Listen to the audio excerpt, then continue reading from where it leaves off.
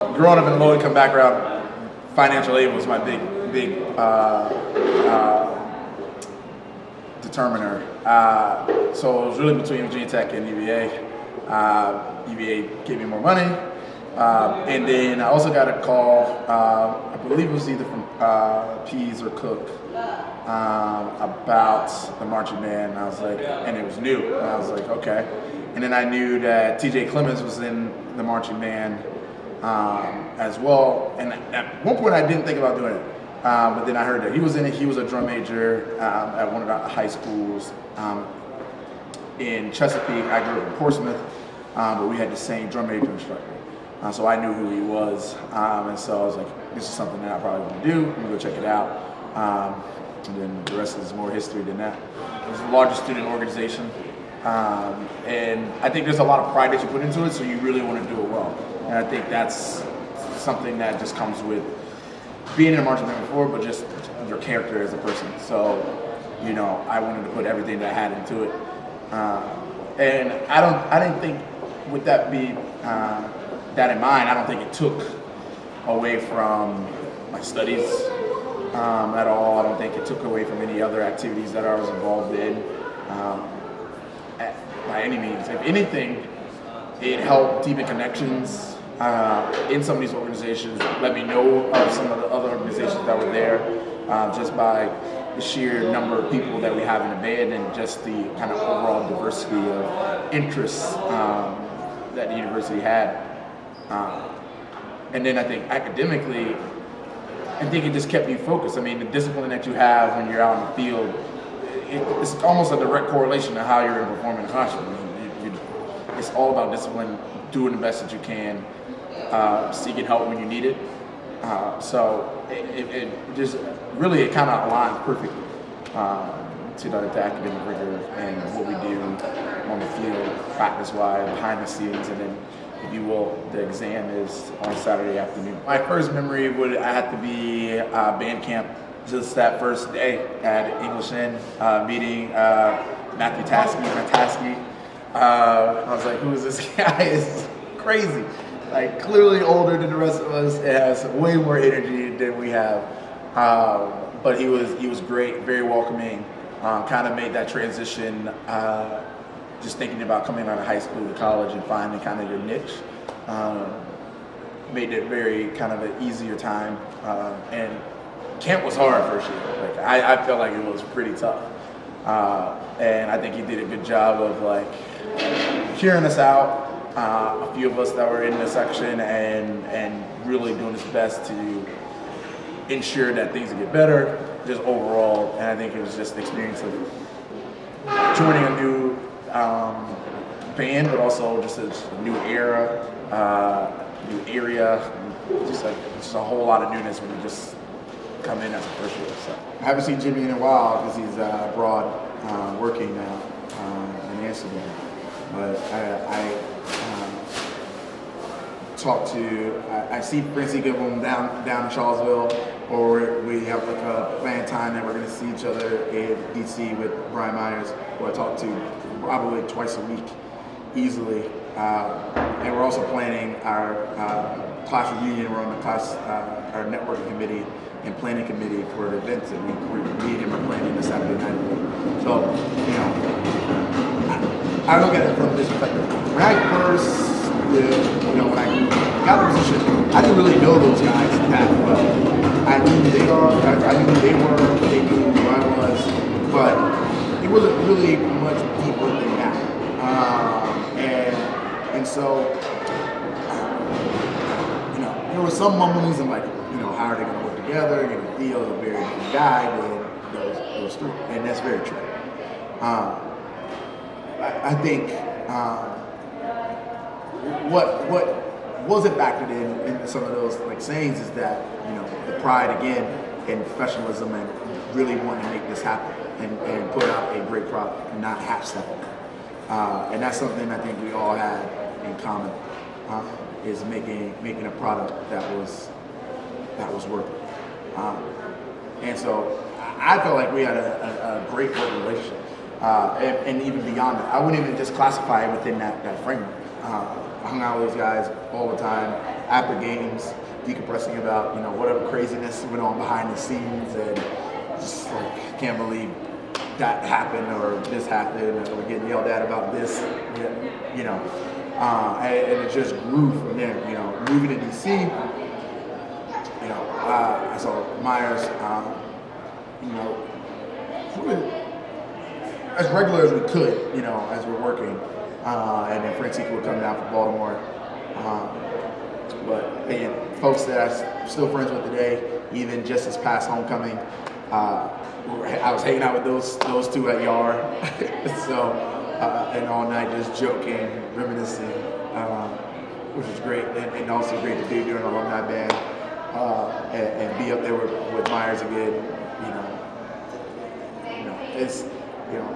It was a great dynamic. I think it was I think it was the best grouping ever. It was the most energetic grouping ever, and I think I think if anything of that group legacy that we had was just the energy and passion that we brought each and every game, and just trying to have folks feed off of what we're doing, no matter how the team was performing. And I think we had a rough year that year, and that's a tough time. It's easy to play when they're going to a bowl game and this game is irrelevant. We're going to a bowl game, or we're on track to go to a bowl game. It's a whole different thing to know that you're not going to a bowl game early on, and to keep everything together and play for pride, and not pride for your school, but pride for yourself. Like you're out there, you still have to go to practice, and perform. And I think with that group, we were able. I feel like we were able to keep everybody's spirits up with our kind of own energy and focus on, we're out here to be the best band, period. At least that's the way I felt. I know the other three felt the same way. We're not the best band. We're gonna do the best we can to sound like it, but we're gonna do the best we can until we're pushing to that level. And so I think we all have this no excuse mentality about us, right? And I think Peace has that. I think that trickles down too, right? I don't want to hear excuses. Get it done. And I think when you kind of have that already built in, that group, we never want to let either one of us down. We always had each other's back, supporting. With Jimmy and Brian being done at least 2 years, they were able to help myself and Fred Sika, especially in the beginning. You don't know what that world's like.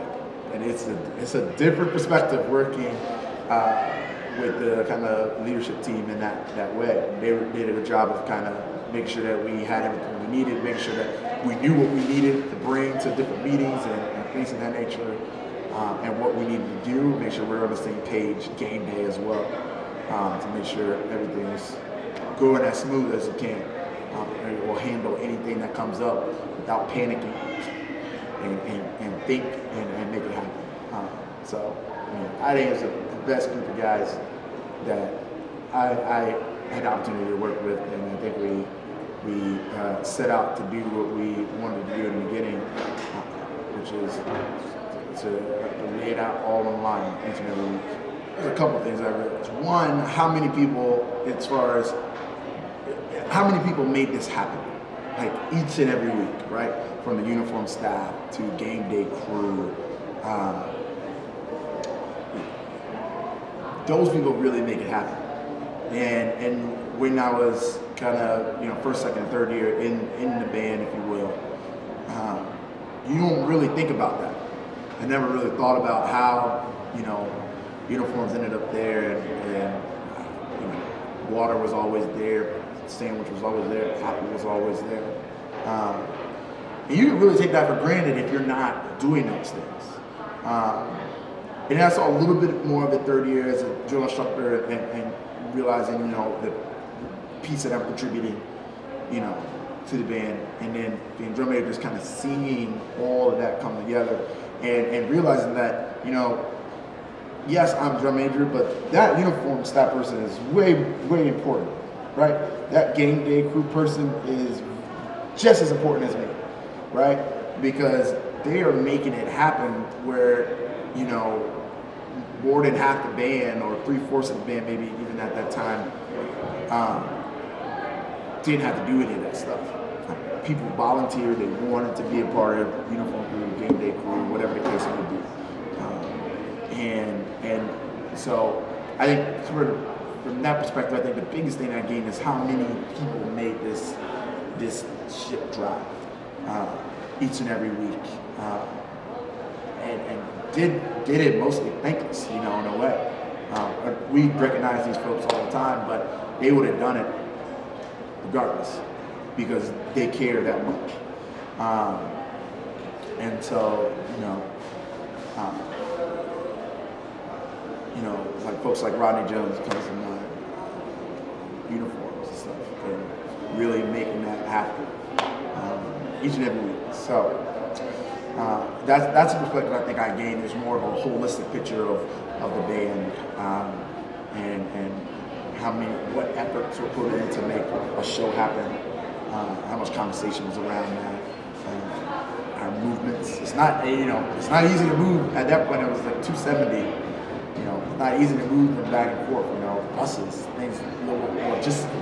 Like Dave Knight took care of. You take that for granted because it's seamlessly done.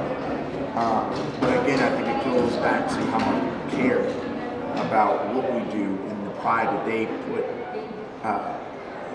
on themselves and into this work, if you will, to make it happen. So we lost one of the swords, and I don't remember when we lost it. I think it was at a game, or it was either at a stadium practice or a game. We lost one of the swords, and we blamed it on Francisco. We had to get another sword though, and I just there's just like all this. We talked amongst ourselves like, how are we going to breach this conversation, and who are we going to breach that conversation with to get this other sword? And we thought that Glenn Johnson was playing a prank on us. That he took one of the swords and was going to just hold it, and he was going to give it to us at some point. And we confronted him about it. He didn't have it. He genuinely had no idea where it was. And I'm like, this is the problem. And so internally we met to figure this out. We thought about buying the sword ourselves, and just say, you know what, we don't know whose sword is lost because there wasn't labeled. We never labeled it to say, this is Myers or Royston's. This is so stupid. So we thought about buying a sword. We didn't know where it was purchased. Well, we could have easily probably looked in the Marching Man magazines and found something similar. But then we were like, no, we're not buying the sword. And we were like, okay, so who are we going to go to on the leadership team that we can feel like is an ally enough to be on our side and get this sword ordered? And so we went to Mike Lizzie. And I don't know if it was him or Dave Knight that ended up ordering the sword. We got the other sword. I think we bought a couple of extra ones as backups, just in case that happened again. That was nerve-wracking for a second. We lost that sword.